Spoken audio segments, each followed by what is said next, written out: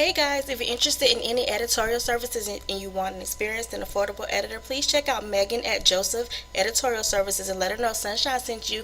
Thank you so much and keep it locked for my review. Hey guys, this is your girl Sunshine Z and we're here to do another video. Thank you so much for tuning in. Okay, so we're doing Real Housewives of Atlanta season 11 episode 3, okay? So let's just get started. Y'all know this was what I was waiting on, and no, I did not review the last one because it was fucking boring and it got on my nerves. Now all I was waiting for was Shamari to come on anyway, because I said I wasn't watching this shit because they took Kenya from me, but they're trying to make me out to be a liar, and I'm not no liar, but I love my music, so I had to see what was going on. Okay, anyway. Let's get started. Eva and Portia go to work out, and Portia's barely fucking working out.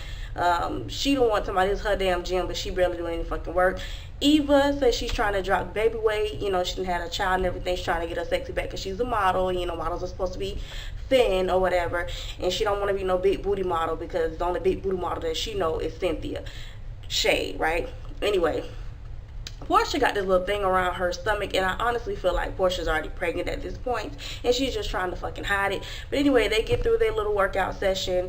But in my mind, as of right now, and you're gonna see why when I get towards the end of it, why I feel like Portia's already pregnant at episode 3, and she's trying to hide it or whatever, because some shit just didn't add up towards the end. But let's just keep moving, because y'all already know what I really want to talk about anyway. Whew, okay, let's get there. All right. Nene and Greg go to the doctors. They're basically just going because it's like this institute or whatever. They got the research and all these extra things, and they just want to make sure or to see what other options that they have for Greg, because he's already had the surgery to have the cancer removed, but he want to make sure there's no more cancer in there and other options that may be available to him instead of doing chemo, because he does not want to do that because it does take a toll on a person's body. And I can understand him not wanting to go through that, but I personally feel like, you know, anything that may help, just try it. You know, I don't want to see Greg pass away. It was a sad scene for me. I really don't like seeing this stuff right here because cancer has struck my family too many times, and I just don't like this kind of stuff. And then they had him singing, walking down that hallway singing "Don't Give Up" and stuff like that, and it's like they're trying to let us know something that we don't know. Maybe like, I don't know, I don't want to say that, but it feels like they're trying to tell us like this may be our last season with Greg and Nene, and that's heartbreaking to me because I like Mr. Greg. He's cool as hell. But he goes, he get his CAT scan or whatever, and the doctor says there's no more cancer that they can see as of right now that's in his body, which is a good thing, but there is no other option that they can really recommend outside of chemo, which is for them to go to make sure, basically just cleaning your body out to make sure the cancer can't come back. You kill off all the cells and stuff and the cancer can't come back, but Greg doesn't want to do that. He doesn't want to go through that. It's taxing, and I can understand because he looks tired, guys. He looks tired, like he's been through a lot. And I was watching an earlier season because they was playing it earlier in the day.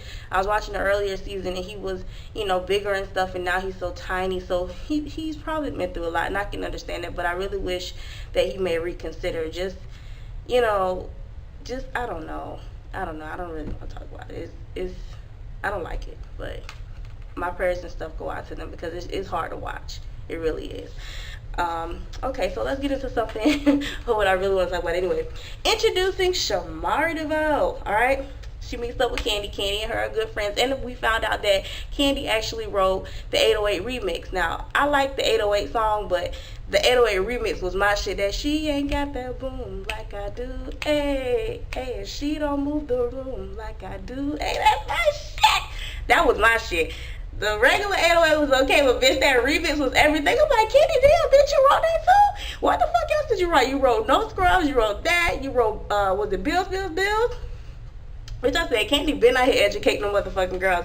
Y'all better give Candy her motherfucking just due. We gonna just do that real quick. Give Candy her just due, because Candy been out here putting our ass up on game for a long ass time. That's why I said it's coined up. But anyway, back to Shamari. Shamari is the new housewife that I've been waiting on. She's wife to legendary new edition member Ronnie Devoe. He's also a part of BBD and Ronnie, Bobby, Ricky, Mike. That's a new group they got. She and him also have their own group called Me and Mari, which is just them two, you know, basically I'm assuming making love songs, stuff like that. But she also was in a group called Blaque, which was a girls group. They were founded by TLC's Lisa Left Eye Lopez, and pretty much modeled after them to the T.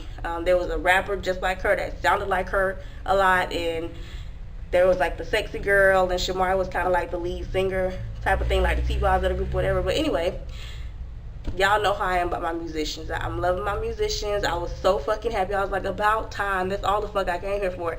But Shamari comes over, and they're basically at Kenny's little studio, whatever. And they just chit-chatting and, you know, just introducing her, whatever. So we're going over to their house, and we can see Ronnie, the only man that me and mom be fighting over. She can have R. Kelly. I'm not interested in him. But I'm still going to say Ronnie. Like, Ronnie is fine. I don't give a fuck what none of y'all say.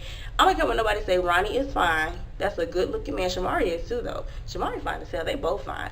But that's a good-looking man. And, yes, he is a legend. I don't like when people try to take away people's shit. Like, don't do that. He is a legend. I don't care. He was there, all right? He was there, and he's still in there, and he's still going in at 50 years old. He can dance better than most of you fucking YouTubers and fucking subscribers, including my ass, on here. So we not going to act like this man don't deserve, you know, the upping that his wife was giving him. Was it a little much? A little bit. A little bit. We didn't need to hear he was a legend 1,000 times, Shamari. We already know that. But he is indeed a legend, and there's nothing wrong with a wife upping her husband. That's beautiful. Maybe if some of y'all try upping y'all fucking husband, y'all could keep one. Anyway, so Ronnie and Shamari, they have two beautiful little boys, Ronnie and Ronnie, and they're twins. They're 11 months old. They got their own little Instagram, too. It's called Devoe Twins. So freaking cute. Those are some beautiful little babies, and I'm happy that I'm going to actually be able to see more of them because I've been watching since she was pregnant. I was excited. As you guys know, the New Edition movie was one of my all-time favorites. It's like right up there with me with Temptation, so I was happy as hell. So y'all ain't gonna get no real bashing from them. So if you came over here to get the bashing of Shamari and Ronnie like a lot of people was doing, you probably want to keep moving because I'm not gonna do it. I am very protective of the people that I like and I love, so it is what it is. But I will be honest and tell the truth. And we didn't really need to hear a million times that he was a legend last night. But I understand what she was saying. That's her man. She love her man. It's okay, girl. Love your man. Because you better love him. Because you better believe these other bitches out here telling the same shit. You better up him and keep him.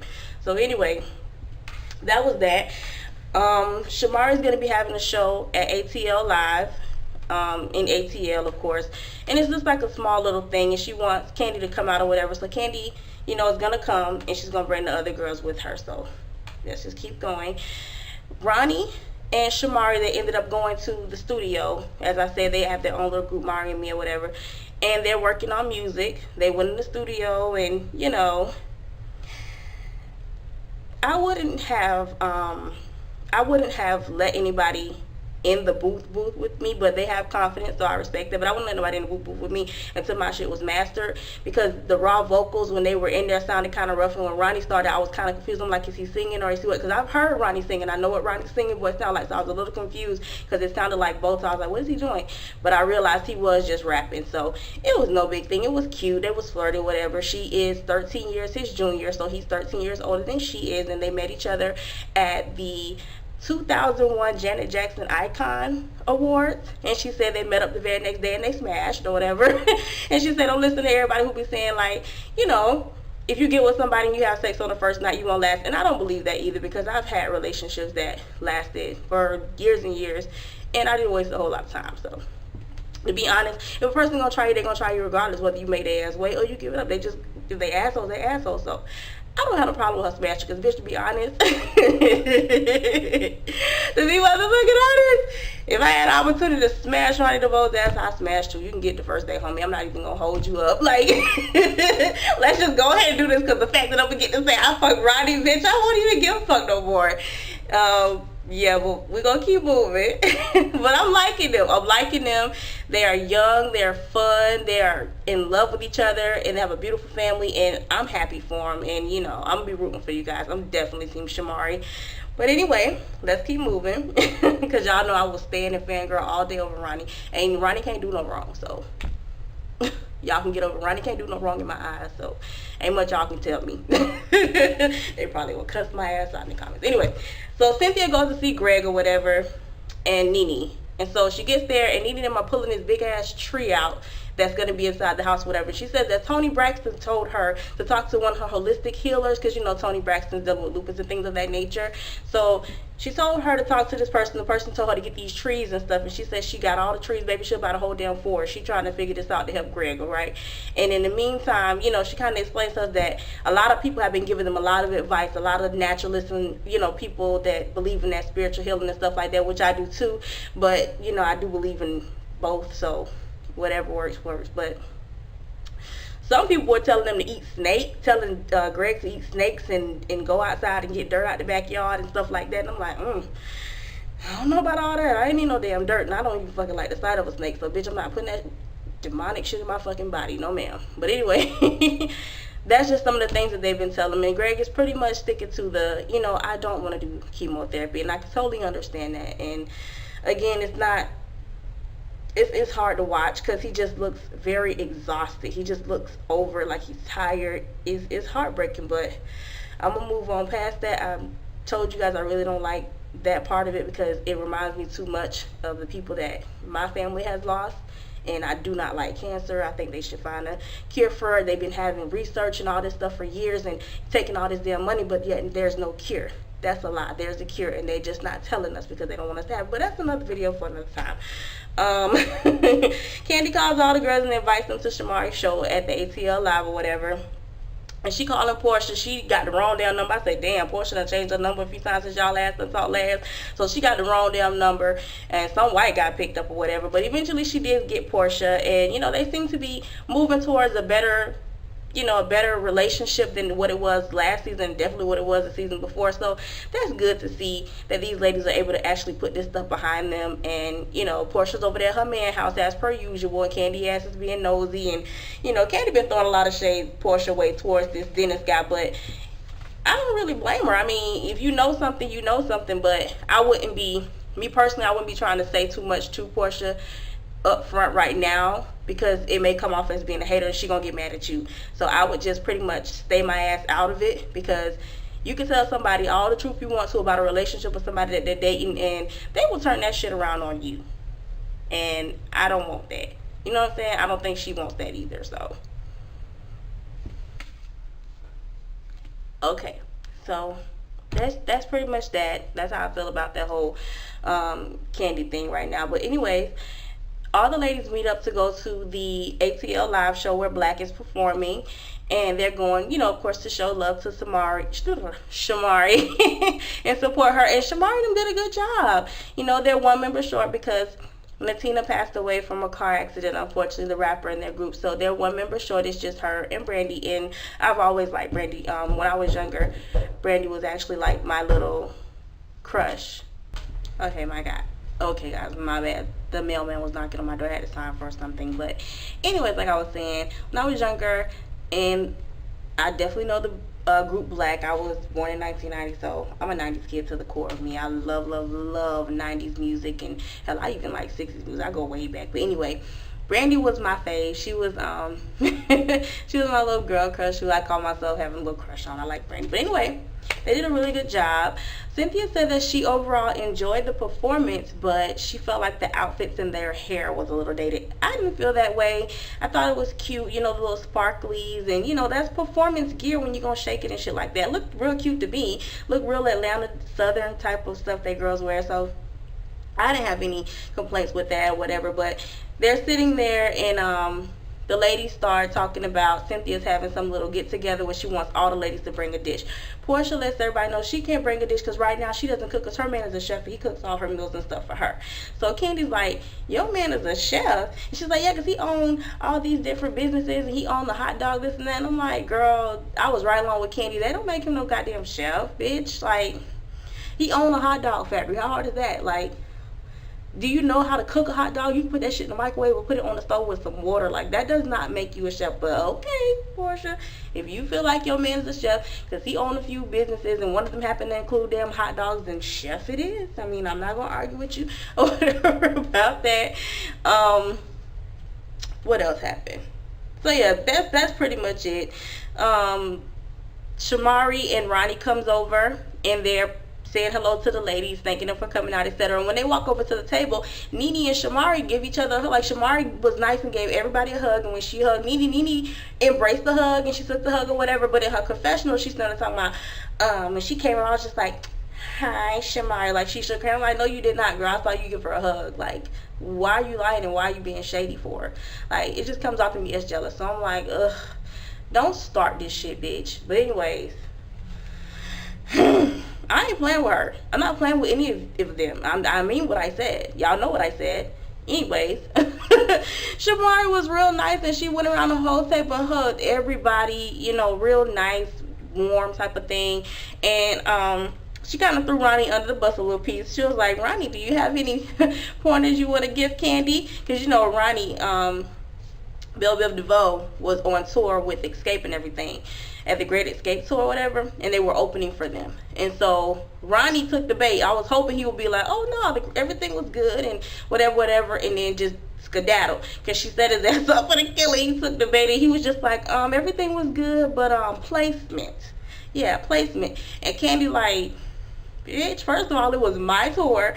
We let y'all answer us, so don't come your ass on there while you open up for me telling me about no goddamn placement. And I was laughing because the shit was funny, but it was true. And Nene said that shit was all fake too. Candy just wasn't ready to receive it. And the reason I'm gonna say that it's true, now let me say something first before I say it's true, before y'all start talking shit. Ronnie should have skedaddled, okay? Don't let them ladies pull you into no shit. Don't let Shamari's ass pull you in no shit. Shamari's trying to secure her peach, okay? And we love Shamari, but don't let Shamari get you pulled into this stuff with these ladies, because these ladies can be very catty, and all of them sitting there talking about how shady it was that he said placement. First of all, if you ever watch Escape perform more than one time, you will see for yourself exactly what he was talking about, because I've seen him perform sometimes where they have them two goddamn Scott sisters in between one of the damn Candy and Tiny, and that shit look weird as fuck when you watching it, because the Scott sisters, no shade, okay? I'm a big girl, no shade. They're bigger women. They're taller than Candy and Tiny, and they're bigger than them. So when you put them in between them, and it's like a big one, a little one, a big one, a little one, or a big one, and a big one, and a little one, it looks fucking weird, because Tiny and Candy's so fucking short. It looks weird. I think what he was trying to say is y'all need to put them two bigger women, put the Scott sisters, we ain't gonna call them bigger women because y'all gonna be throwing shade, but put the Scott sisters on the end and put the little ones in the middle. That way it kind of like, it look like that. It kind of flow better versus when it's like big one, little one, big one, little one, and all of them trying to gyrate together. Sometimes it looks weird, you know, because it just looks weird sometimes. Not saying that I wouldn't watch them because of it, because I'm a big Escape fan as well. I love Escape, which is another reason I don't go so hard on Candy, because I didn't meet Candy on the show. I met Candy as loving her music, so it's kind of hard. But anyway, he said placement, and I knew exactly what the fuck he meant, and they do need to work on their placement sometimes, because sometimes they be in the wrong place, and I think they be in the wrong place because they be in their attitudes, and they don't want to stand by certain people, so they do that shit. So leave that shit at home, and put the Scott sisters on the end, you two stay in the middle, it'll look perfect. But anyway, don't take it from me, because what do I know? I'm not a billionaire, so don't listen to me. But they all had a little thing with the little shade thing. They felt like it was shade, and it could be considered shade because of the way it was done. Shamari shouldn't have asked him that, number one, okay? Shamari should never asked him that, and he should never answered it, especially not in front of all the ladies. What I believe may have happened is when he went home, him and Shamari was talking, and he was talking about damn placement, and Shamari's dad just brought that shit back up, because she probably thought it was just something, you know, sometimes when people don't have nothing to say, they say stupid shit. You know what I'm saying? Like, they don't have nothing to say. They trying to, you know, keep it going, and sometimes they accidentally say stupid stuff or something that's just not should be said at that time, because it definitely shouldn't have been said in front of everyone else, because it's gonna automatically be taken a certain kind of way, which is exactly what Candy did. And she was like, you need to focus on getting New Edition back together. Don't be telling me about how to do my damn group and you on my damn tour. I was like, oh no, don't do this, don't make my people fight. But okay, after that, Ronnie, you know, they were saying stuff back, and Ronnie was like, and my shit fucked up, tell me. Like, don't sit there and let me look stupid, and I'm right along with him, bitch, tell me if I'm fucked up. Don't sit there and let me look stupid and talk about me, just tell me. But anyway, he moved, he went on about his business. Shamari thanked the ladies, and she skedaddled right on out of that too. As they were leaving, you know, Eva made a little comment, because as you know, her and Shamia had that little situation last season where Shamia basically called her out and said she was sleeping with Missy Elliott, which I thought was completely out of line, and Shamia should have shut her goddamn mouth. Anyways, Eva was pretty much like, you know, I like Candy's friends. Candy, you need to invite your friends all the time. And they were like, well, Shamia is Candy's friend too, because we know who you're talking about. And she was like, yeah, she got black love and black this and that or whatever. And it was like, Shamia black too? And she was like, yeah, she black, but not with a Q. And Candy goes to her confessional. She's like, she said that, I just didn't like that, and you know, I hope she's not saying that because Shamia's dark skinned. I'm like, where the fuck would you get that from? Sometimes my people, pause, let me just say something. Sometimes my black people, y'all be in y'all fucking feelings for stupid ass shit. Sometimes y'all get all in y'all fucking feelings for the dumbest of things. I did not think that that girl was talking about a fucking skin tone. The way you spell the name of the group, Blaque, is with a fucking Q. That's why she said with a Q. She's black with a Q. Basically talking about the group. She's like, she's in the group, she's cool, you know, that's, she black like that. You know what I'm saying? Not talking about skin tone. It's like, y'all motherfuckers be ready to holler color is this and color is that. Every time you turn around, a light skinned person can't say shit, a white person can't say shit, dark skinned black people, we the only ones can say some shit. Come on now, stop that. That was out of line, Candy. I didn't like that. Candy, you insinuated that, and the internet took it, and some of them bitches wanted to throw their little shade in the shade room. It was stupid. I did not get that she was saying anything about that girl's skin tone. And Eva did respond and said she was not talking about skin tone. The way the group name, which is Blaque, that's the way it's spelled, with a Q. It's spelled with a Q. Like, it's not spelled like, I'm not doing this. I'm not doing this. Back to what I said. Like I said, I didn't feel like Eva was talking about her skin tone whatsoever. And y'all asked me to stop being so fucking sensitive about every little fucking thing. Just because a light-skinned person says something, it does not mean that they are trying to talk about the other person who may happen to be darker than them. Stop it. Cut it out. Ugh. Annoying. Anyway, let me see. Because that even got me aggravated. Alright, let me flip this over. Okay, that's it. That pissed me off. That really pissed me off because y'all want to take up for Shamia because that's y'all friend, and I get that, but Shamia was dead ass wrong and out of line for what she said to that girl. You don't say that shit to nobody, and you damn sure don't say that shit on camera in front of people. Shamia, child, let me shut up. Let me shut up for y'all be talking shit about me and say I'm colorist too, because I say some shit. Because she got cussed the fuck out asking me my goddamn business in front of people. Don't ask me shit. God damn it. See, that's why I can't get on reality TV, because I be trying to beat people up and snatch wigs. Karma comes to see Candy, alright? We ain't seen Karma, Mama Joyce call her, in quite a while, but Carmen looks good. Carmen looks good. She's like, you know, everything all snatched, little booty poking. Okay, Carmen. Carmen has her own insurance company now, so whenever Candy needs insurance for any of her businesses, she calls Carmen over.